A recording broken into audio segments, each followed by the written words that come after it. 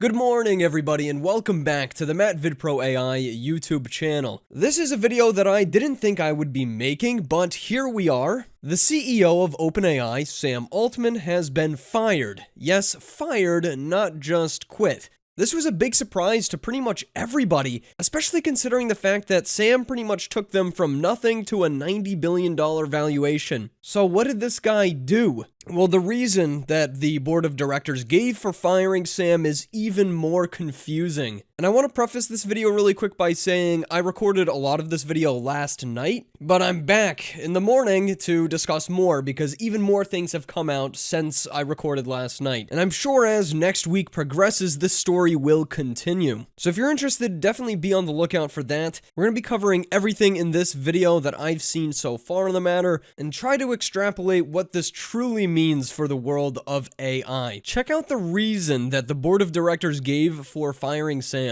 Mr. Altman's departure follows a deliberative review process by the board, which concluded that he was not consistently candid in his communications with the board, hindering its ability to exercise its responsibilities. The board no longer has confidence in his ability to continue leading OpenAI. Not consistently candid in his communications with the board. Very weird way to word this, but essentially what they're saying is that he might say one thing and then do another. The board just didn't think that Sam was able to handle their mission of ensuring that artificial general intelligence benefits all of humanity. Now, future Matt's gonna jump in here and just mention a lot of people took this to mean that OpenAI had achieved AGI internally and Sam just couldn't handle it. I think that this is kind of a far-fetched theory. The only evidence we've really seen for this is that Sam did mention they had a big breakthrough in the past few weeks. But to me, that doesn't really correlate to we'd made AGI. Strangely enough, OpenAI's board thought that Sam had to go so soon that they appointed a temporary CEO. So Mira Murati is this temporary CEO. It's really crazy to think that they just needed to get rid of Sam that badly. They had to fire him immediately and then put another CEO in his place for some intermediary transition period of time. Oh, what did he do? That's really kind of the question here. So another question we have is who did the firing? Who is on this board? 𝙎𝙚𝙧𝙤𝙪𝙨𝙡𝙮, Quora's CEO Adam D'Angelo, technology entrepreneur Tasha McCauley, Georgetown Center for Security and Emerging Technologies Helen Toner, and someone who also got canned, although not as hard, Greg Brockman, who was the chairman of the board of directors, is also stepping down as this chairman of the board of directors and will remain in his current role at the company. So he didn't get fully canned from the company, but it's pretty crazy. One could only imagine that Greg Brockman must have been on Sam's side through all of this. Future Matt's here to say that I was correct about that because as of last night, Greg Brockman actually quit OpenAI because they fired Sam. By the way, Greg is actually a co-founder of OpenAI, so he's been there since the beginning. Check out what he had to say. After learning today's news, this is the message I sent to the OpenAI team. Hi everyone, I'm super proud of what we've all built together since starting in my apartment 8 years ago. Based on today's news, I quit. Genuinely wishing you all nothing but the best. I continue to believe in the mission of creating safe AGI that benefits all of humanity. Greg also gives us a detailed breakdown of what really occurred. Sam and I are shocked and saddened by what the board did today. He then thanks everyone he worked with at OpenAI, their customers and investors. Apparently Sam and Greg too are still trying to figure out exactly what occurred. Last night, Sam got a text from Ia asking to talk noon on Friday. Sam joined a Google Meet, which is funny because Microsoft is like their main investor, and the whole board except Greg was there. Ia told Sam he was being fired and that the news was going out very soon. So they just dropped the bombshell on Sam 30 minutes before they did it. Greg got notified even later, just getting a text from Ia asking for a quick call. Greg was told that he was being removed from the board, but was vital to the company and would retain his role. Well, too bad he quit. Around that time, OpenAI published a blog post. As far as we know, the management team made aware of this shortly after, other than Mira, who found out the night prior. Greg says, "We will be fine. Greater things coming coming soon? Or is Greg and Sam gonna go start another company? That's what people have thought from that little comment at the end. Although, again, that's a crazy extrapolation. And it keeps getting worse for OpenAI here. As DataChaz points out, 3 senior researchers, Jacob, 𝙎𝙚𝙧𝙞𝙤𝙪𝙨, and Alexander, have all resigned from OpenAI following Sam Altman being fired. And honestly, I feel like that's just the beginning. The week hasn't even started yet. So based on that, things are not looking too great for OpenAI here. I think a lot of you will agree with me that what builds these companies the most is definitely the talent, those researchers, those developers, and having them just kind of quit like that is bad news. Wow, the independent directors do not hold any equity in OpenAI. So now I want to kind of bring you my take on things. I really don't think that the board handled things in a great way here. Again, I don't know the whole story. There could be more to this. Maybe Sam really did do something bad. From the community, there's like a ton of rumors floating around. Oh, they achieved AGI this, Sam was involved in this scandal, whatever it might be. I've seen, 30 different rumors at this point, so all of them obviously can't be true. To me, it seems like the company has evolved over the years. Obviously, it used to be a non-profit, and those original company founders, Sam and Greg, they're just not fitting with the company's new desires. Maybe they were the more open side of OpenAI. I think all of the AI companies, Google, Anthropic, OpenAI, the rest of them, they're all going to struggle at some point to compete with open source. You can disagree with me if you want on this, but open source development has been so rapid, it's crazy. Like, sure, the major breakthroughs so far have been made by those big companies, but immediately after, open source follows them up and does exactly what they did, but way more efficient. Like, it took years for OpenAI to get to ChatGPT, and then in a few months, the open source community with Mistral and Zephyr were able to produce a model that is almost as good as GPT 3.5, the base free version of ChatGPT, and runs on consumer-grade hardware. Like, you don't need a big server to use it. I still think it reigns true, like, these companies have no moat, and open source is coming for them all. A lot of people at these companies have made remarks such as, oh, well, these little open source developers could never get enough GPU power to train a really good model like this. But I think that's kind of the wrong assumption to make. What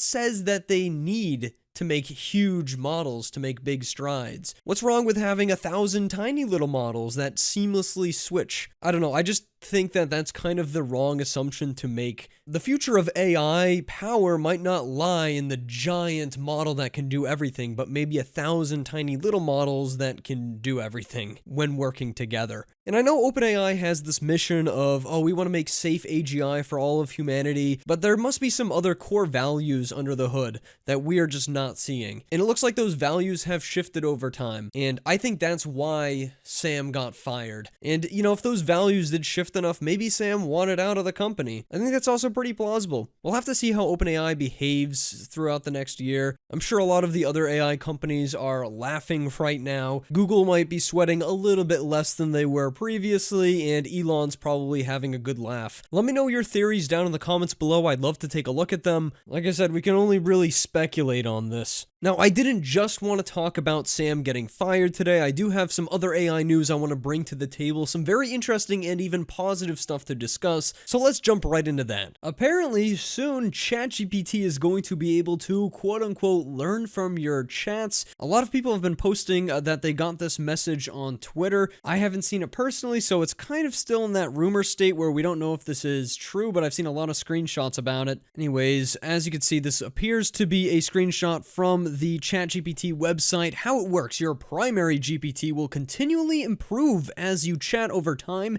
picking up on little details and preferences to tailor its responses to you. So this is essentially like a custom instructions that get built over time from your conversations with ChatGPT. Try saying things like, I'm going to New York City in 2 weeks. Always code in Python. Forget everything about my last project. Yeah, you might actually have to talk to it about the things that it remembers, and it can make suggestions in the future and stuff. I think that's kind of a cool and interesting idea. However, I definitely would like the option to turn it on and off, and that does seem to be available with this little on and off switch in the settings. Tell me what you think about this in the comments, but overall, I think this is a good idea. I think it would be cool to have my GPT be able to remember things. However, some people who are more concerned about privacy than I am might say otherwise, and, you know, that's why I think the toggle is necessary. Either way, it is a little bit creepy, I guess.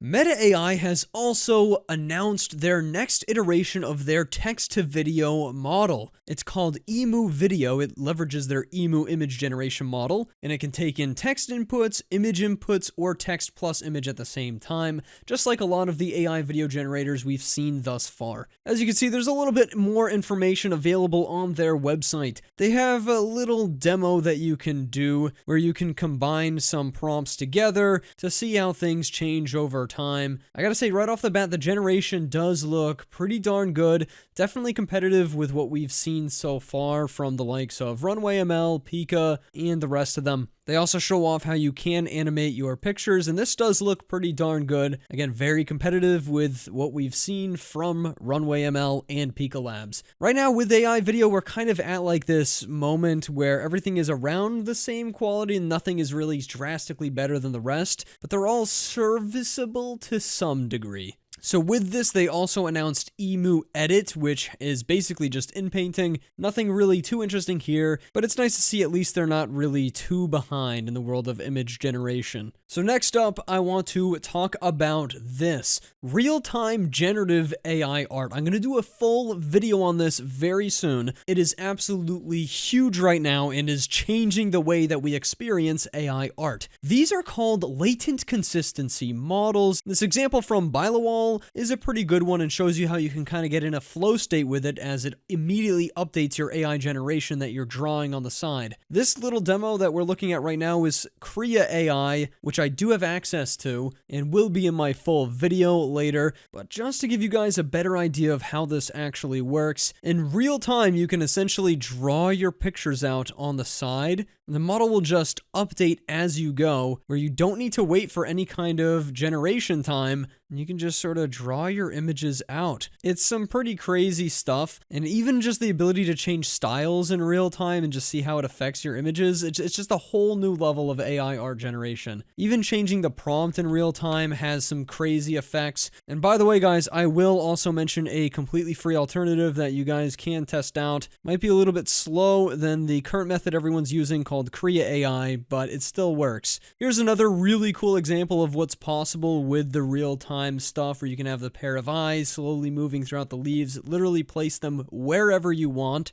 And then this right here was also another one of my favorite examples where they slowly build this nice Studio Ghibli style house in woods. I mean, look at this stuff. It's really the future of AI art, just here at our fingertips. So excited. Okay, the next thing I want to talk about is really insane. This also probably deserves a full video of its own, but this is called Make Real by TL Draw.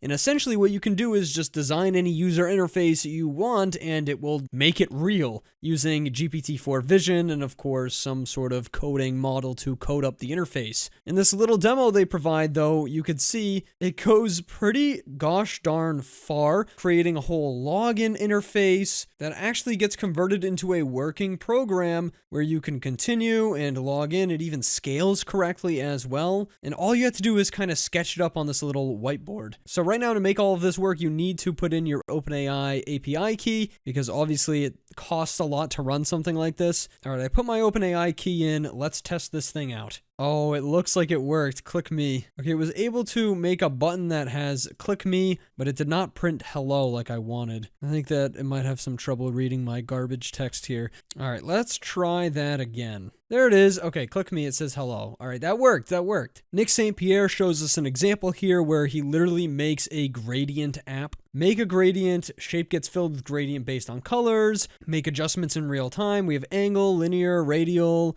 color picker 1, 2, and 3, copy CSS to clipboard, copy PNG. I mean, this is like an actual useful working app.